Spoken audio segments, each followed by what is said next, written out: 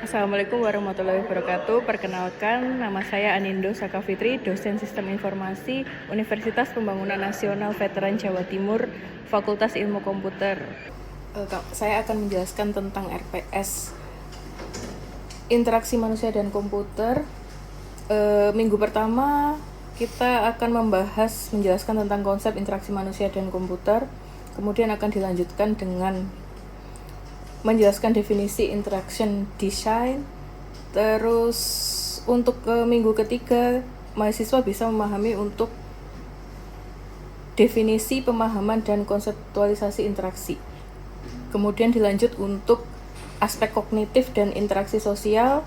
Minggu kelima kita akan membahas tentang definisi interaksi emosional. Kemudian masuk ke minggu keenam ada interaksi data gathering. Kemudian minggu ketujuh mahasiswa diharapkan untuk bisa mendefinisikan analisa, interpretasi, dan presentasi data.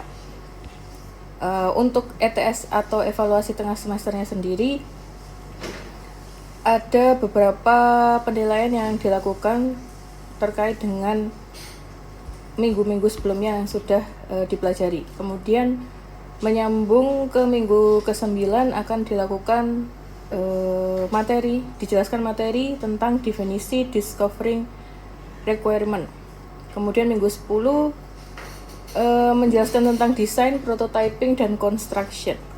Kemudian minggu ke-11 masuk ke interaction design practice. Minggu ke-12 menjelaskan tentang evaluasi atau testing. Kemudian minggu ke-13 menjelaskan tentang usability, dan minggu ke-14 juga masih testing, yaitu heuristic dan walkthrough evaluation. Kemudian masuk ke minggu 16 atau minggu terakhir akan ada presentasi dari masing-masing kelompok untuk final project yang sudah dikerjakan dari awal sampai akhir. Terima kasih. Assalamualaikum warahmatullahi wabarakatuh. Waalaikumsalam warahmatullahi wabarakatuh. Selamat pagi. Pagi. Oke, sebelum kita mulai mata kuliah hari ini, kita berdoa dulu menurut agama dan kepercayaan masing-masing. Berdoa silakan. Selesai. Oke, masuk ke materi. Kita kemarin sudah sempat nyinggung sedikit, walaupun hanya mata kuliah apa itu namanya, kontrak saja. Tapi kita sudah nyinggung sedikit tentang IMK itu apa. Nah, masuk ke pertemuan kedua kita bahas metode perancangannya apa, karena nanti akan berhubungan sama apa yang kita kerjakan setelah ini. Jadi sebelumnya itu kita ada studi kasus kayak gitu, kalian akan mencari di kelompok kalian itu, bikin kelompok, terus kita nanti studi kasusnya apa, terus kita masuk ke IMK-nya, mendesain UI. Yang kemarin itu karena kita sudah membahas tentang SDLC yang di PSI, itu juga berhubungan sama ADSI yang sedang kalian pelajari juga di semester 3 ini. Terus ada yang namanya IMK juga. Nah, semua itu ada di tahapan SDLC.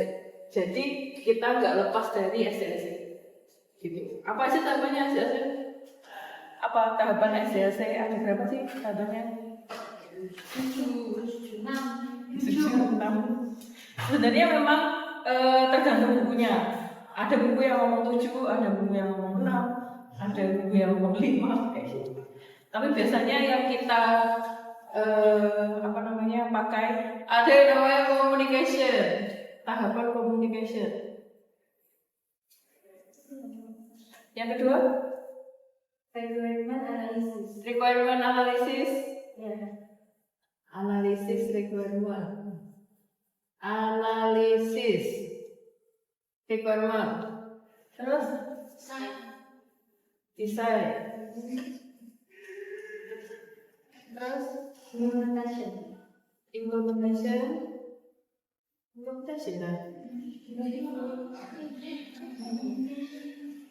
Terus Testing. testing. Terus Deployment. Sudah?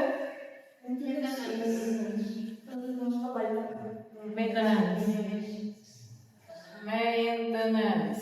Ini tergantung pakai buku apa. Ada yang buku communication-nya ini tidak ada, langsung ke requirement. Ada yang implementasi testingnya digabung jadi construction. Construction langsung deployment. Ininya nggak ada testingnya, masuk ke dalam construction. Baru semua ini muternya tergantung jenis metodenya apa, kayak gitu kan. Muternya tergantung jenis metode. Waterfall yuk ke bawah semua. Kalau mau RAD muter, mau apa? Itu tergantung itunya baru muter-muternya itu tadi. Nah, ADSI sama IMK masuk ke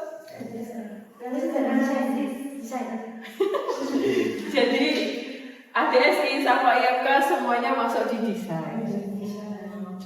Gitu. Cuma kan kita biasanya ADSI ada wawancaranya apa-apa. Ya ini intro dari ini tadi. Gak mungkin ini sendiri yang wawancara terus diapainnya nggak ada.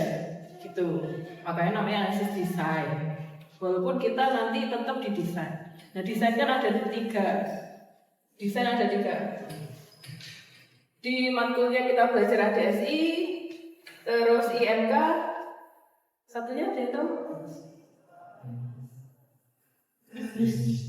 database. Database itu masuk di desain, kalian gambar IRD, JDM, BDM, semuanya masuk di desain. ADSI gambar apa?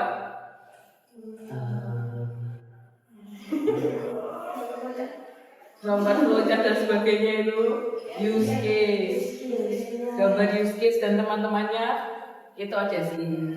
IMK juga gambar, jadi kita kelas menggambar semua. Kalau di desain kita kelas menggambar semuanya. Oke, terus masuk ke metodenya. Jadi masing-masing kan ada metodenya tadi. ADSI ada metodenya, ya kan? Kedua metode yang kita pelajari. IMK ada metodenya juga. Database juga ada. Kalian pilih itu. Mau gambar pakai CDMD, mau gambar pakai apa namanya? Beda mau gambar pakai apa itu ada. Nah, terus masuk ke UI. UI, UX. Bedanya apa guys? Kalau menurut saya UI itu bisa diekspres dari tampilan pengguna, kalau UX itu user experience, pengalaman pengguna.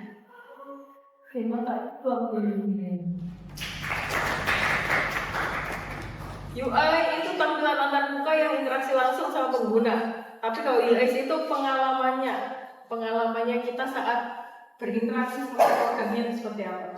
Kalau di sini kita ngomong produknya adalah website, aplikasi yang kita buat. Ini juga dipelajari di DKV. Gitu. Tapi kalian lebih fokus ke website, terus aplikasi dan lain sebagainya yang kita buat. Gitu. Jadi kita nggak mungkin buat gedung ya kan, nggak mungkin membuat 3D object kayak gitu. Itu ranah mereka. Kalau kita nanti pengaplikasiannya ya di sini tadi, website, aplikasi yang kalian buat. Oke, terus agenda kita hari ini baru masuk agenda ini. Nomor 1, metodenya apa saja, perbandingan metodenya sama contoh papernya. Oke, sebelum masuk kita absen dulu kayak ini. Oke, langsung masuk metodenya apa saja.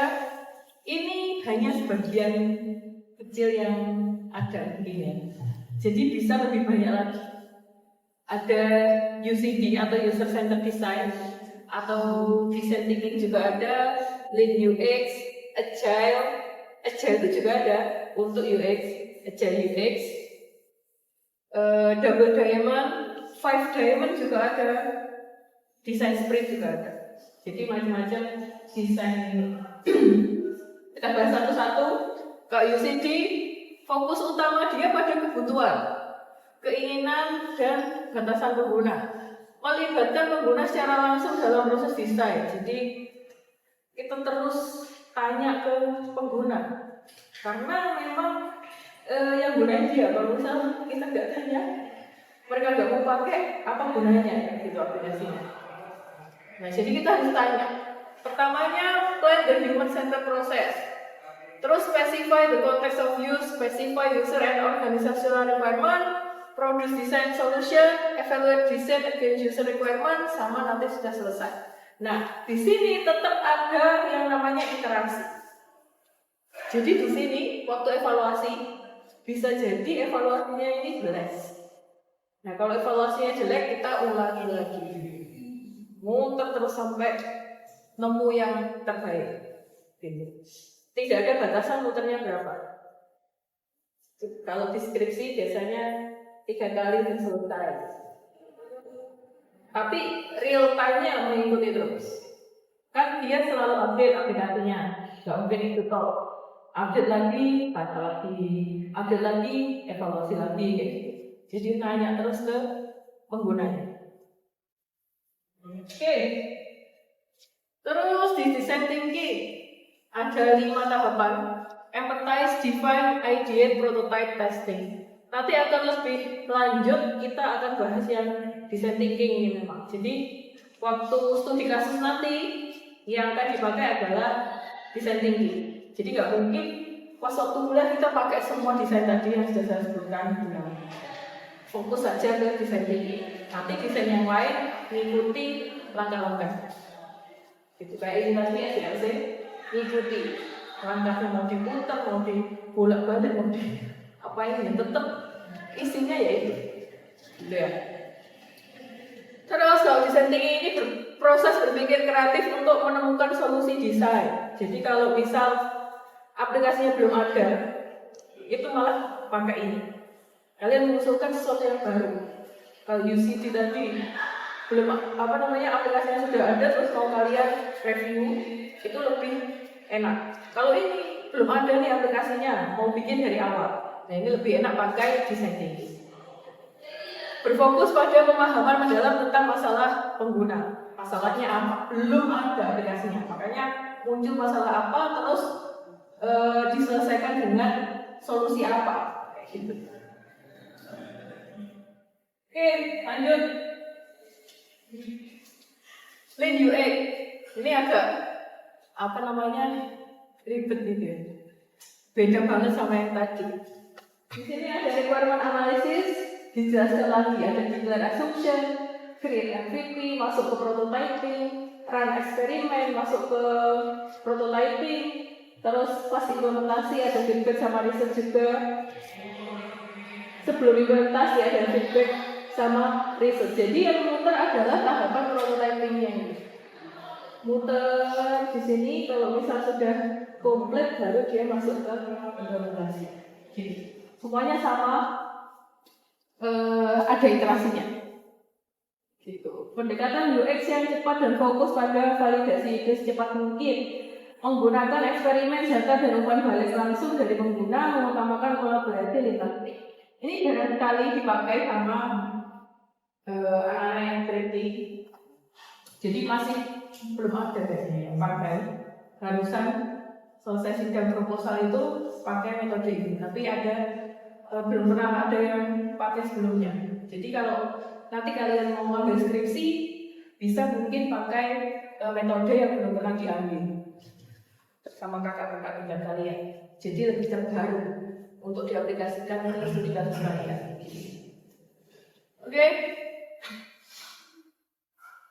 Terus ada double diamond.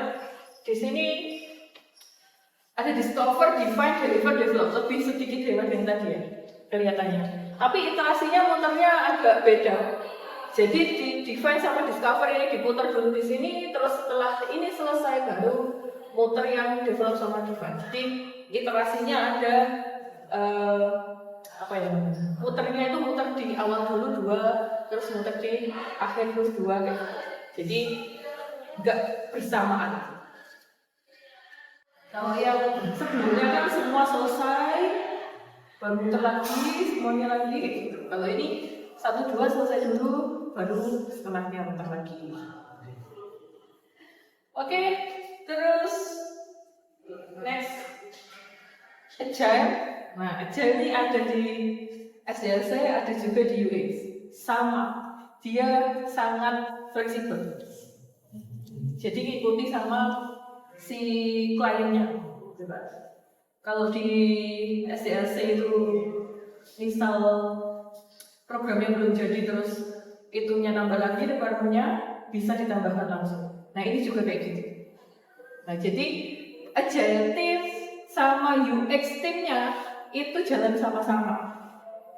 Gitu, jalan sama-sama. Ada product vision analysis, product co-creation, product enhancement, lalu jadi fitur 1 sampai N. Kayak gitu.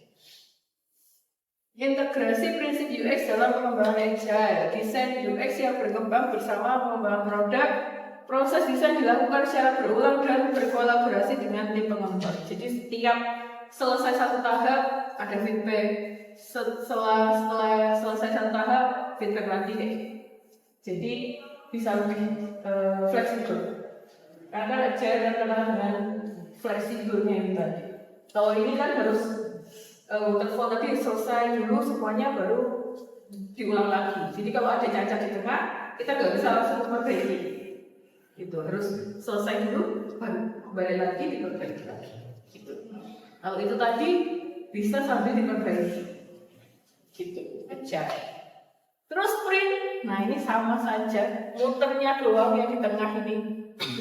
Ada mapping, defining, deciding, prototype, sama validating. Ini lebih cepat lagi karena proses 5 hari yang cepat untuk memecahkan masalah desain dan membuat prototype. Fokus pada pembuatan solusi dalam waktu singkat. Gitu. Kalau milih yang cepat-cepat ya ini. Gitu. Desain sprint. Ini juga saya kira belum pernah ada mahasiswa yang pakai untuk skripsi.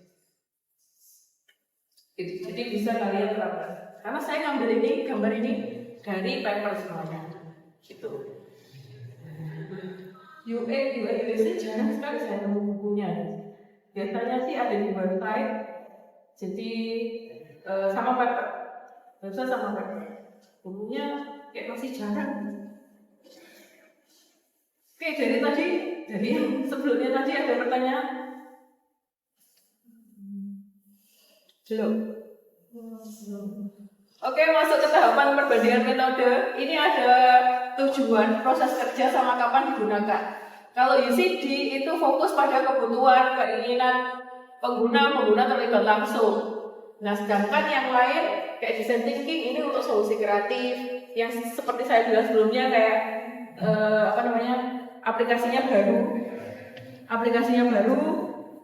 Kalian mikir sendiri kayak gitu, jadi kreatif kan kalian. Ini masuk ke design thinking. Kalau misal ke UCD ini kalau aplikasinya sudah ada mau kalian perbaiki, gitu.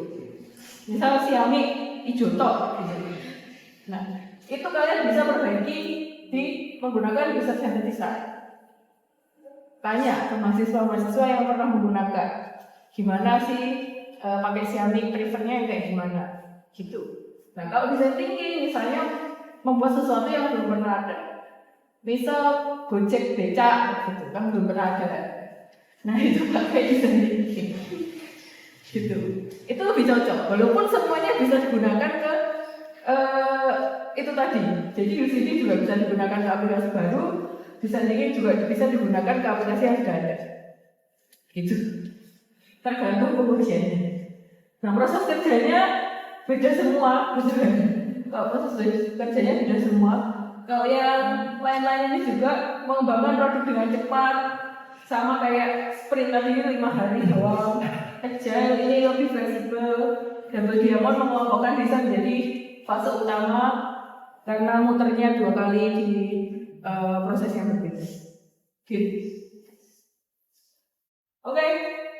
Nah ini tadi sudah saya jelaskan juga pas waktu saya menjelaskan metodenya tadi. Jadi kapan digunakan, terus kapan menggunakan metode yang cocok. Oke, dari sini ada pertanyaan?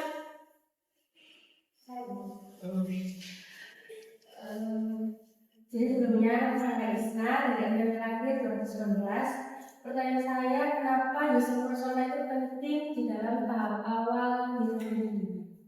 Oke, sudah ya, wes. Terima kasih pertanyaannya. Oke, setiap dari metode tadi pasti ada user personanya memang. Nah, user persona itu untuk apa guys? Sama kayak kalau kalian menemukan aktor. Kalau kita tidak tahu siapa yang pakai, ya kita tidak bisa mengevaluasi itu atau kita memberikan saran. Apalagi UI UX yang berhubungannya sama user interface, user experience, pasti punya user persona atau aktor. Jadi user persona di sini adalah aktor kalau di bahasa kita, ya kalau di bahasa programmer aktornya. Jadi harus tahu aktornya dulu siapa, yang pakai siapa.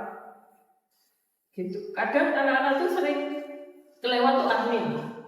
Jadi bikin e-commerce, penjual sama pembeli doang aktornya. Lah adminnya ya apa? Siapa yang kontrol marketplace itu tadi kalau misal nggak ada adminnya? Kayak gitu. Nah kadang itu yang sering dilupakan. Makanya harus teliti menentukan user persona juga. Nah sedangkan di apa nih? UI ini semua pendapat kita tulis karena batasan akses. Jadi penjual belum bisa memakai fiturnya pembeli, jadi harus mewawancara pembeli juga, harus mewawancara penjual juga. Beda dengan SDLC, kita mewawancara penjual tok wes jadi aplikasinya. Sudah selesai aplikasinya dengan mewawancara hanya penjual saja. UMKM tok diwawancara selesai, ya kan? Tapi kalau ini semua aktor harus diwawancara, semua jadi user persona. Gitu. User penjual, user pembeli, user admin semuanya diwawancara untuk mendapatkan tampilan yang pas untuk mereka karena mereka yang pakai. Gitu. Jadi nggak bisa sesuka kita kayak waktu menggunakan SDLC atau bikin aplikasi biasa, aplikasi.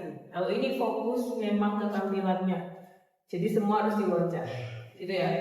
Oke, apa menjawab? Oke, apakah ada pertanyaan lain? Mungkin ya, kepikiran skripsinya mau ngambil UI UX atau magernya nanti mau ngambil front end atau desainnya UI UX. Oke, ada pertanyaan lagi? Oke, masuk contoh paper ya, belum tadi? Oke, nah ini contoh papernya. Kalian bisa belajar alurnya dari sebuah paper. Kalau ini tentang desain sprint, metode desain sprint yang tadi juga sudah saya jelaskan. Jadi dia studi kasusnya tentang prototipe website menggunakan metode desain sprint. PT Real Media Lab, ya gitu. Nanti di sini ada metodenya. Nah kayak ini, dia bisa dijelaskan per metodenya. Mapping itu apa, define itu ngapain, decline ngapain, kayak gitu sampai selesai. Nah kalian bisa baca pembahasannya juga di sini. UX flowchart, user persona itu seperti apa. Sketsa gambarnya digambar dulu pakai tangan itu boleh. Jadi nggak wireframe itu nggak perlu pakai Drawico. Pakai tangan itu nggak apa-apa. Nih digambar pakai tangan. Gitu. Defining, sampai sudah prototyping. Terus ada nggak informationnya ya? Validating, nah pasti ada sih pengujian. Ada validating, kuesionernya. Nah terus ini apa namanya penutup. Nanti kalau sudah selesai baru dibuat website. Jadi langsung berjudul dulu. Ini perancangan desain, terus ada perancangan webnya. Dan ada pertanyaan? Ya silakan. Di sini tadi validating tesnya mungkin bisa menggunakan terus apa gitu bisa menggunakan Oke, saya jelaskan. Baik, terima kasih pertanyaannya. Bisa nggak sih saya melihat sih? Cengang saya. Nah, kalau ini dia pakai itu loh, apa kuesioner? Mana nih? Nah, tahapan ini pengujian prototipe pada penelitian ini dilakukan kepada 16 responden dalam bentuk kuesioner dan data pengujiannya menggunakan Google Form. Oke, sudah tugas sekarang. Setiap hari, setiap pertemuan, kita selalu akan ada tugas karena ini adalah mata kuliah proyek gitu, dimana kelompokan terus hasil akhirnya adalah tadi yang seperti paper tadi gitu kan. Tugas pertemuan 2 kali ini literatur review karena masih awal ya, literatur review dengan aplikasi atau website serupa studi kasus yang sudah kalian tentukan di pertemuan pertama. Pertemuan pertama kemarin sudah di kelompok sama menentukan studi kasus. Habis itu pertemuan kedua literatur review. Ada nggak sih aplikasi atau website yang serupa sama studi kasus yang kalian ambil? Terus review aplikasi yang sudah ada. Jadi di review kurangnya apa? Nah, itu kelemahannya yang akan kalian atasi dengan aplikasi yang baru. Jadi itu. Oke, ya wes itu saja dari saya. Kalau sudah tidak ada pertanyaan, saya akhiri. Terima kasih kehadirannya hari ini. Nanti kalau bisa ada pertanyaan lanjutan bisa cek saya. Ya. Itu semoga ilmu kita bermanfaat. Amin. Oke, saya akhiri. Wassalamualaikum warahmatullahi wabarakatuh. Waalaikumsalam.